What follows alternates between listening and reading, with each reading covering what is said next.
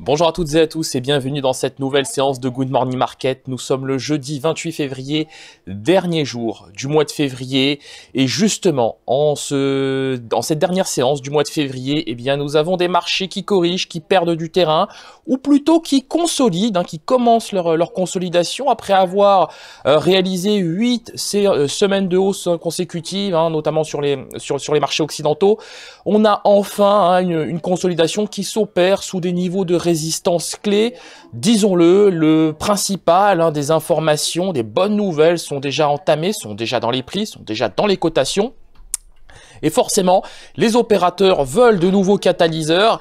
Si vous ajoutez à cela des propos, les propos tenus par Robert Lighthizer, à savoir que la Chine constitue un défi de long terme pour les États-Unis, la fin précipitée du sommet de Hanoï au Vietnam entre Trump et son homologue nord-coréen Kim Jong-un, eh bien nous avons des marchés qui commencent à corriger.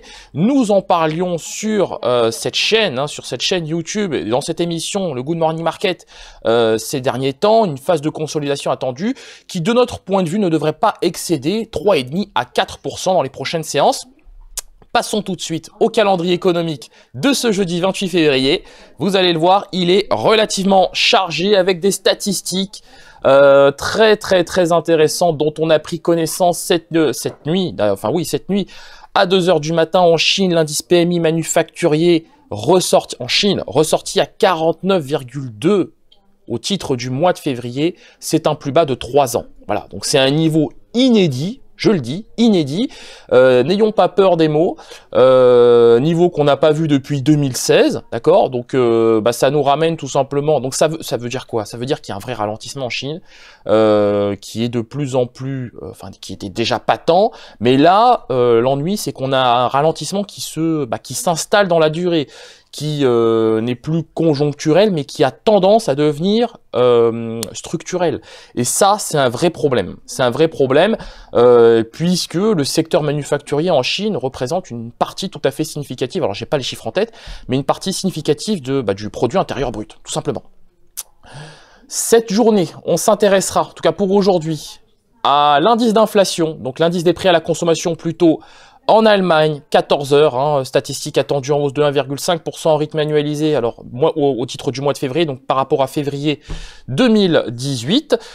Aux États-Unis, le produit intérieur brut, PIB du 4e trimestre, la statistique tant attendue, sur laquelle il y a déjà beaucoup de spéculation, donc le consensus anticipe 2,3% de PIB au titre du 4e trimestre. Certains parlent d'un PIB autour de 1,4% au titre du 4e trimestre 2018, et même au titre du premier trimestre 2019. Vous voyez, bon, je prends un peu d'avance, mais c'est ce que nous a dit la Réserve fédérale d'Atlanta, donc je ne fais que citer.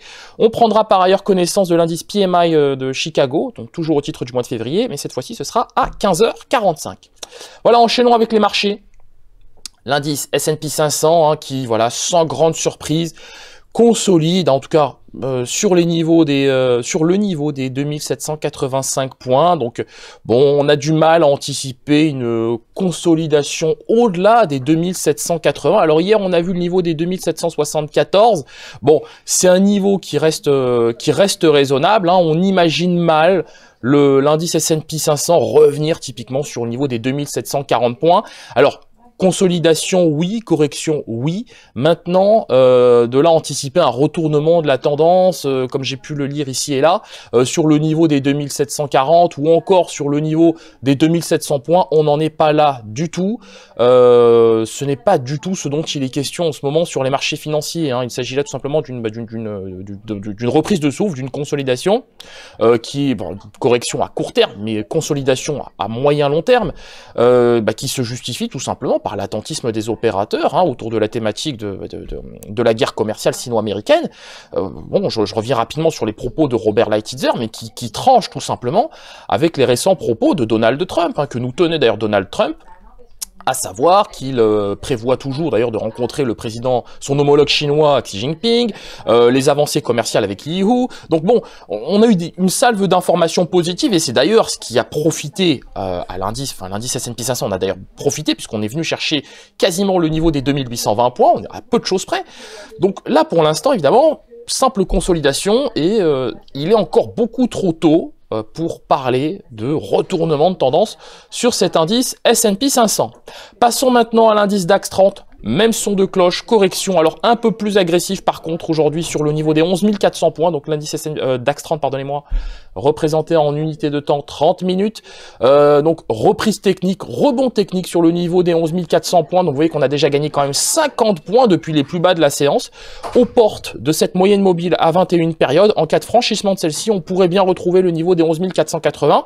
Le catalyseur, c'est bien évidemment l'indice des prix à la consommation, attendu ce jour, je le rappelle, à 14h30 en Allemagne, à 14h, pardonnez-moi, en Allemagne, et même, pourquoi pas, la publication du produit intérieur brut. Hein. Voilà. Poursuivons cette analyse avec l'euro, donc la paire euro-dollar qui enfin se rapproche du niveau des 1,14. Donc le niveau des 1,14, on en a beaucoup parlé, alors on l'a vu hier, mais on n'a pas réussi à clôturer sur ce niveau de prix. On l'a vu hier, on l'a même vu avant-hier, on a, je le rappelle, pas réussi à clôturer sur ce niveau de prix. Donc chez XTB, on ne change pas de notre fusil d'épaule, nous conservons ce biais favorable à l'euro, à la paire euro-dollar, et nous anticipons toujours un retour des prix sur le niveau des 1,14 $. Pourquoi? Eh bien parce que les rendements du Bund commencent à progresser, donc après avoir touché le niveau des 8 points de base, donc 0,08%, eh bien hier on a vu que le Bund a gagné quand même 5 points de base, 5 à 6 points de base. Vous remarquerez par ailleurs que le Bund a clôturé sous sa moyenne mobile à 20 périodes hier. Donc, c'est un élément qui aujourd'hui favorise la paire euro-dollar. C'est pour cette raison que nous conservons un biais acheteur sur celle-ci. Le pétrole et le contrat WTI, donc qui se montre très intéressant. Donc hier, on a assisté à une forte baisse des réserves de brut aux États-Unis. Bon, évidemment, cette statistique a favorisé les prix du pétrole. On a retrouvé le niveau des 57 $ le baril. Donc, ce qui est intéressant, c'est que ce qu'on a perdu suite à la publication du tweet de Donald Trump, on l'a tout simplement regagné grâce aux propos de l'OPEP, ou en tout cas à une source proche de l'OPEP, soyons précis, et justement à la publication des stocks hebdomadaires de pétrole pour la semaine terminée au 22 février. Donc, sur le contrat WTI, malgré cette petite correction à laquelle on assiste depuis les récents plus hauts sur le niveau des 57,3 $ le baril, eh bien, on n'a pas de mal chez XTB anticiper tout simplement un retour sur les récents plus hauts, 57,3 à peut-être même 57,5 $ le baril à court terme. Terminons cette analyse matinale avec le Bitcoin. Et le Bitcoin qui, vous le voyez, alors a perdu beaucoup de terrain le 24 février dernier. Donc depuis, il se passe très peu de choses. Alors on a eu une incursion baissière sur le niveau des 3660 $ pour un Bitcoin. Depuis, on a regagné du terrain. Et maintenant, donc on bis repetita, on se restabilise sur le niveau des 3798 $ pour un Bitcoin, dans la mesure où les prix évoluent au-dessus des moyennes mobiles à 7 et 21 périodes et que le RSI se montre stable au-dessus de sa zone de neutralité, eh bien nous avons un biais favorable, positif sur ce Bitcoin. C'est pour cette raison que nous anticipons un retour des prix sur le niveau des 3879 $ pour un Bitcoin à court terme. Merci d'avoir suivi ce Good Morning Market. Nous allons nous quitter sur cette note. Nous vous souhaitons une excellente séance de trading, une excellente journée. N'hésitez pas à partager, liker ou encore commenter cette vidéo. Au revoir.